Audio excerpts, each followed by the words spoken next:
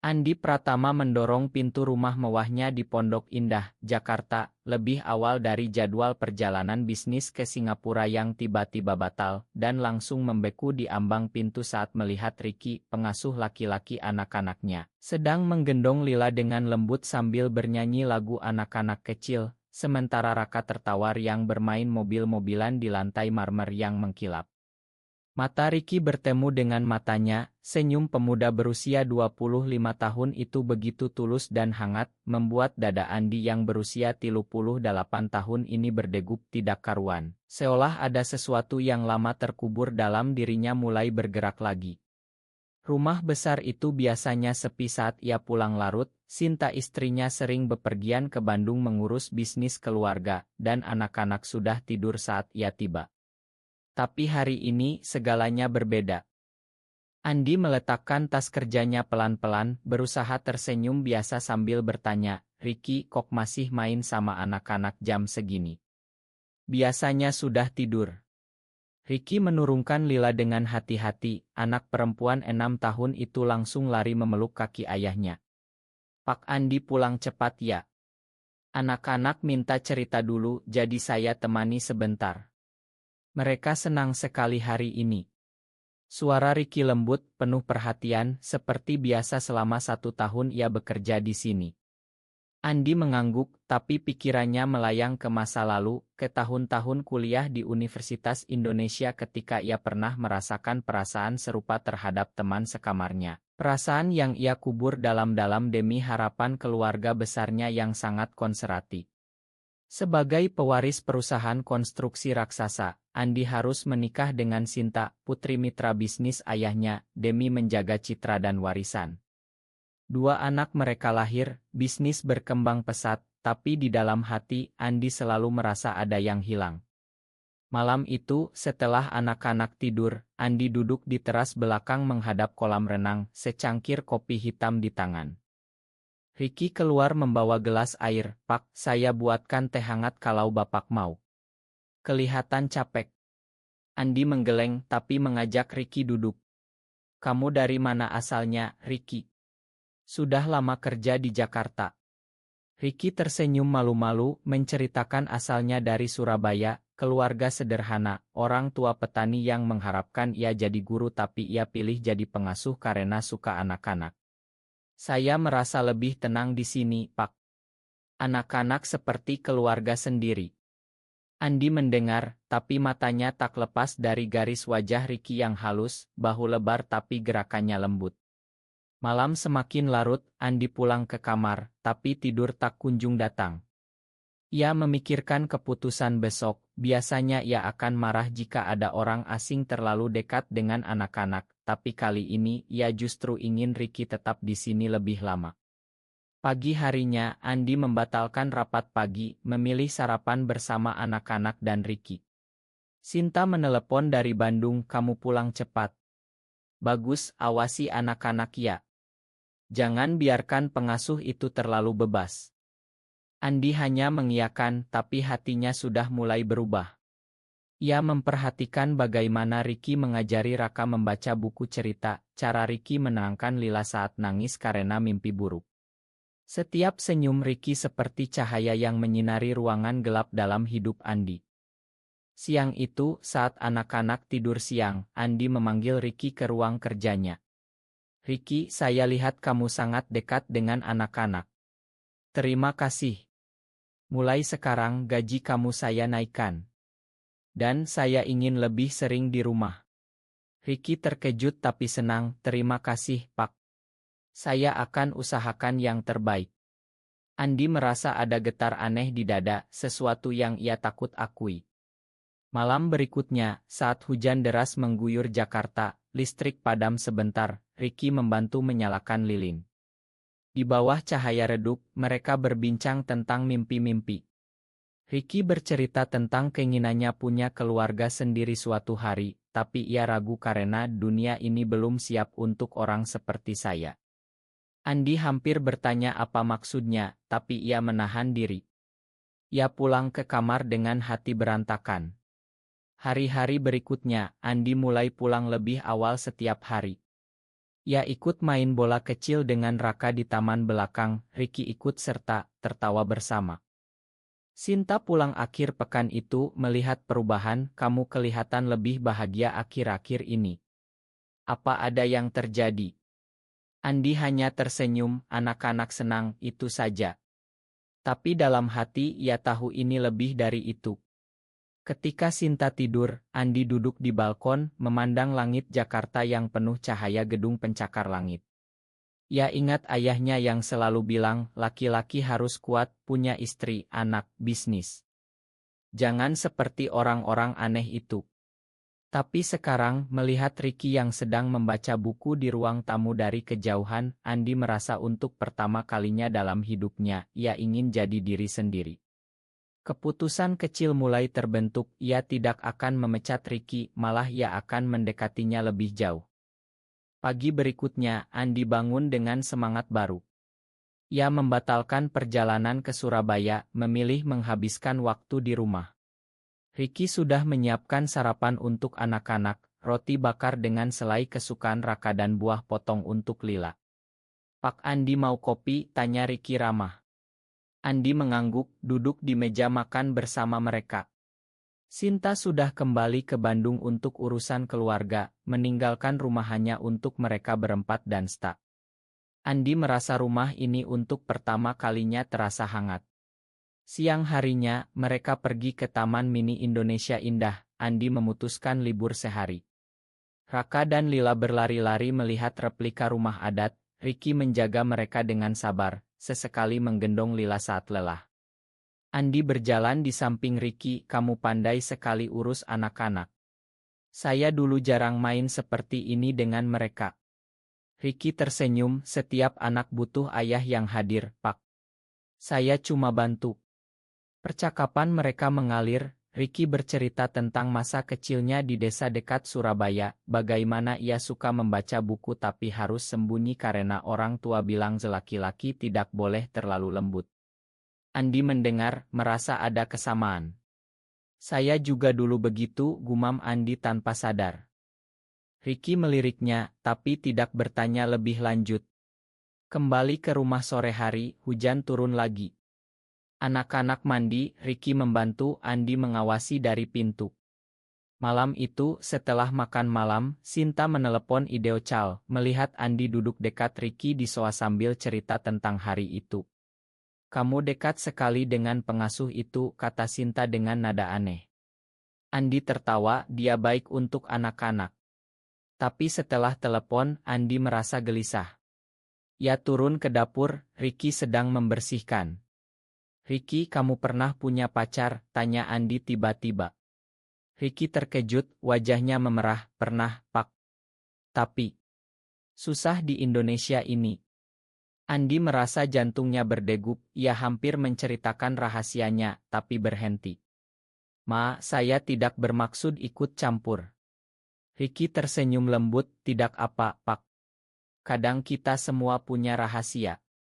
Hari-hari berlalu, Andi semakin sering mengajak Ricky bicara panjang lebar setelah anak-anak tidur. Mereka bahas buku, ilmu, bahkan politik. Ricky pandai berpendapat halus tapi tegas tentang hak asasi. Andi merasa hidupnya yang penuh rapat dan tekanan bisnis mulai terasa ringan. Suatu malam, saat listrik padam lagi karena badai, mereka duduk di teras dengan lilin.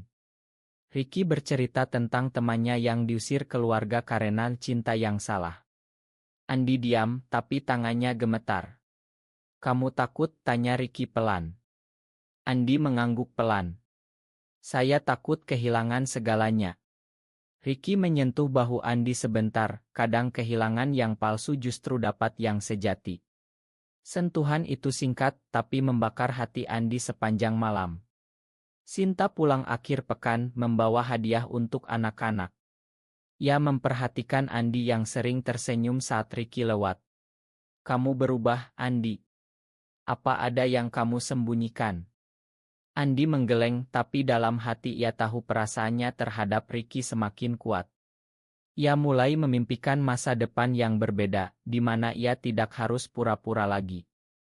Minggu berikutnya, ada acara keluarga besar di rumah orang tua Andi di Menteng. Semua saudara dan paman hadir, membahas bisnis dan pernikahan sepupu. Paman Andi bercanda kasar tentang laki-laki lembut yang ia lihat di Andi diam, tapi Ricky yang ikut membantu mengurus anak-anak di belakang, mendengar dan tersenyum pahit. Malam itu pulang, Andi bertanya pada Ricky, "Kamu tersinggung tadi?" Ricky menggeleng, "Sudah biasa, Pak." Tapi Bapak kelihatan marah. Andi mengaku, "Saya tidak suka orang seperti itu." Hubungan mereka semakin dekat, tapi Andi masih menahan diri. Ia memutuskan untuk mengajak Ricky dan anak-anak ke Ila di puncak akhir pekan depan tanpa Sinta.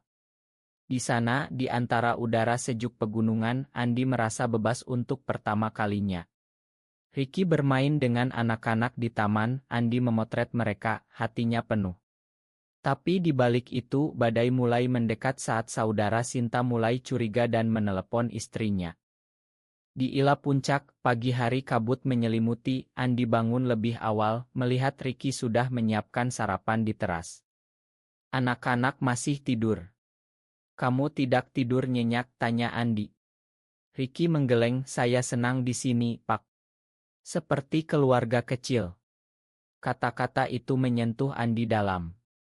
Mereka berjalan-jalan di kebun, bicara tentang masa depan. Andi akhirnya berani bilang, "Ricky, saya rasa saya tidak normal seperti orang lain." Ricky berhenti, mata mereka bertemu. "Saya tahu, Pak. Dan itu tidak salah." Mereka berpelukan sebentar, pelukan yang penuh pengertian, bukan lebih. Tapi bagi Andi itu adalah titik balik. Kembali ke Jakarta. Sinta sudah menunggu di rumah. Ia mendengar dari saudaranya tentang perjalanan ke puncak. "Kamu bawa pengasuh ke Ila?" "Tanpa aku." Nada suaranya tajam. Andi menjelaskan itu untuk anak-anak, tapi Sinta tidak percaya. Malam itu, Sinta mencoba mendekati Andi seperti biasa, tapi Andi menolak halus. "Saya capek," katanya. Sinta marah diam-diam. Sementara itu, di kantor, mitra bisnis Andi, Pak Budi, mulai bergosip tentang pengasuh pria yang terlalu dekat. Andi mendengar dari sekretaris, hatinya panas. Ia pulang cepat, menemukan Ricky sedang mengajari Raka matematika. "Kamu tetap di sini, Ricky. Apapun yang terjadi," kata Andi tegas. Ricky mengangguk, tapi matanya khawatir. Hari berikutnya, Lila sakit demam tinggi. Ricky panik, Andi langsung bawa ke rumah sakit. Di ruang tunggu, Ricky memegang tangan Andi tanpa sadar, "Dia akan baik-baik saja, Pak." Sinta datang, melihat adegan itu, wajahnya pucat. "Apa-apaan ini?" bisiknya. Andi melepaskan tangan, tapi sudah terlambat. Dokter bilang Lila baik, tapi ketegangan di rumah meningkat. Sinta mulai mengawasi Ricky lebih ketat, bahkan bertanya pada Sta. Andi merasa terjebak, tapi semakin yakin ia tidak bisa hidup tanpa perasaan ini. Suatu malam setelah Sinta tidur, Andi dan Ricky bicara di garasi. "Saya jatuh cinta padamu, Ricky," kata Andi pelan. Ricky terdiam lama lalu menjawab, "Saya juga, Pak. Tapi keluarga Bapak." Andi memeluknya, "Kita hadapi bersama." Keputusan mulai bulat, ia akan bicara dengan Sinta.